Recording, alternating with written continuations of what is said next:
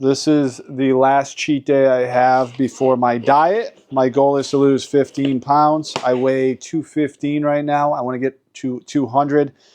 And on my last cheat day, the donut dip here in West Springfield, old school donut bakery, been open since the late 40s to its 4th and 5th generation. Look at this. Look at how good these donuts look. Highly, highly recommend it. Let's get into it.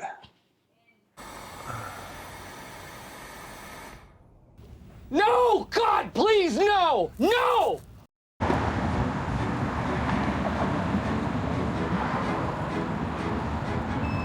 Welcome to Supplies Medical Center. How are you doing today? Good, Anna. How are you today? Great. Super. Awesome. I just want to say this to everybody. I almost want to lose this competition so I can wear the pilgrim outfit proudly to show you guys what a good, humble loser I am when I lose a contest. No. But here's the thing. I think all this is reverse psychology to trying to throw me off my game because I know I'm gonna try to relax or something, be like, he's not even serious. He's already lost.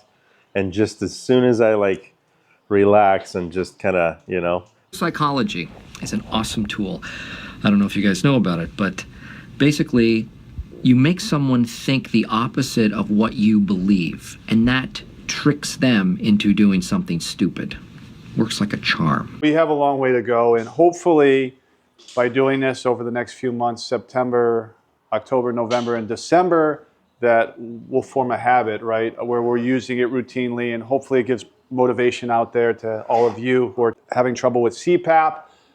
50% compliance is the national average out there, and being here working for USA Medical Supply, both CPAP users, both diagnosed with sleep apnea.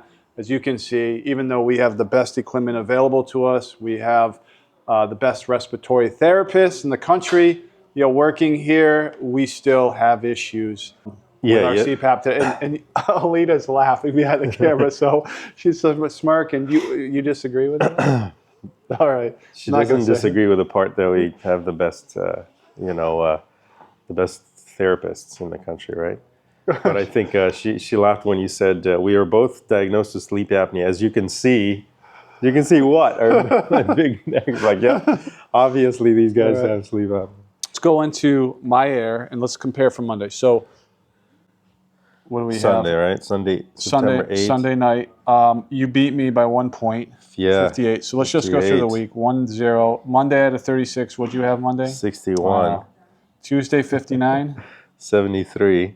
Wednesday 44. 67. Last night 32. 57. So I'm down in the hole. 5-zip to Andre right now.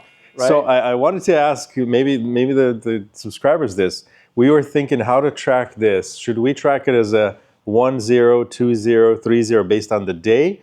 Or should we just add all the points, at the end and then see what happens then, Because there's some math people out there that can probably tell you like there's got to be like a difference when you do it one way versus the other. I'm good either way. All right. Because I feel, I feel like if I get lots of higher kind of points, I can take like a day off, because I'll still beat you in points. He already wants a day off. Did you know how hard it was last night? I was like, I really did not want to do it. It was late. It was like, this whole thing is like 5 minutes to clean this thing, set it up, and all that. Right. I'm like, I just want to go. But I did it just because, I'm like, no, I can't afford to lose a day, Okay. And Natalia, you had a great idea. You said as we go through the My Air scores, we should talk about the AHI and the leaks and everything else, which are very important for compliance, right? Yeah. All right. It's it will give you a different perspective of your usage, like compliance and how you really actually doing it, the numbers could be one thing, but there's more numbers behind that big number. There you go. So we're going to do that right now. The Monday. This one? Yep. Yeah, that's... So you have 29.2 events an hour, but look at Natalia, his mask seal. He's getting a huge leak. 8 out of 20 because you got that beard. You need to shave that thing clean. That's why your AHI is so high, is because of that leak rate. Correct, Natalia? Yes, and also it could be because you're not doing it too tight, like tight enough your mask. That's why, because people tend to do the top one, not the bottom for the headgear. So you should concentrate on that too. Yeah, Get some liners. Get I some did, but liners. it's like at some point it's cutting circulation, you know, like when it's. That's why you gotta shave. Me, all my events are gonna be high. I'm at 28.6 because I'm on the lowest setting. I set it at 4. I tell people if they have problems with the pressure and they're gonna give up on it, to talk to their doctor and go with a setting of 4, at least to get used to it, and then slowly work their way up over time. Yeah, because Just straight CPAP? Yeah, straight CPAP, because if there's, especially people who start off on higher pressures, like 15, 20, you throw that on and it's like,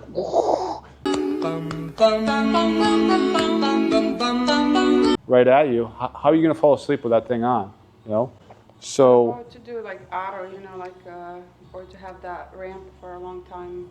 well, auto's got to be tight because, you know, the range, as we've seen, 4 to 20 is ridiculous, especially if you're setting to open up your airways at a 15, you know, and it's going from 4 jumping up to 15 right away. Some people, oftentimes they complain to us saying they feel that big jolt of pressure right at them. That way, a tighter range, maybe 10 to 14 or 10 to 15, you know, works better. 9 events per hour on Tuesday. Okay, so It's a 4 out of 5. Check the leaks. So I beat you there, It's right? also like, let me see.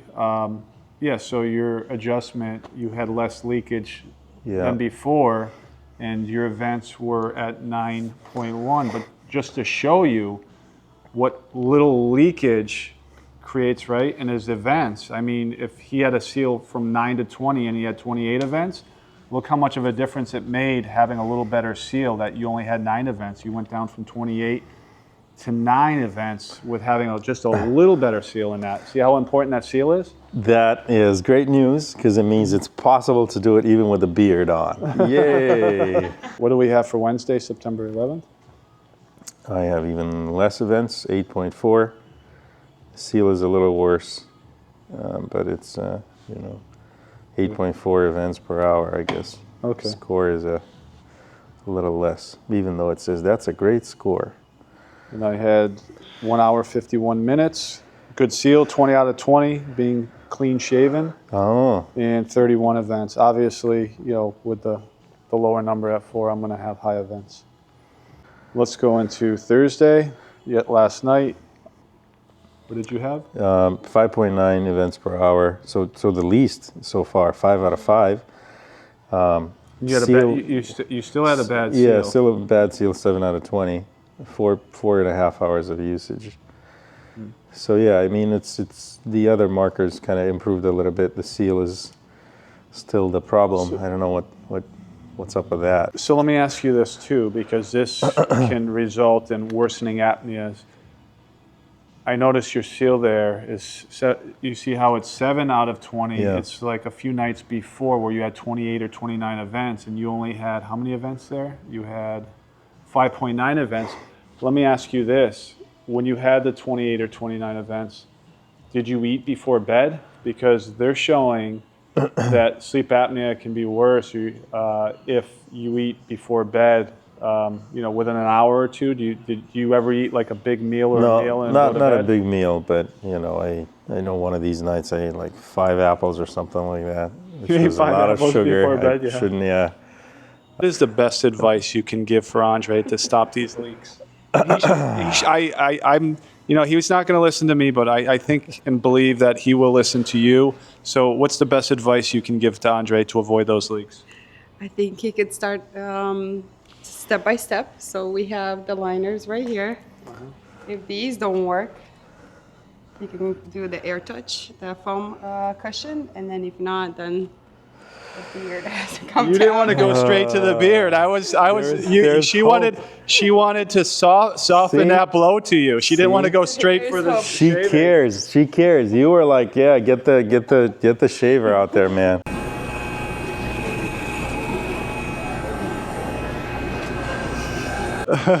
So There is steps, you know. but, There you go. Okay, so there's some steps, yeah.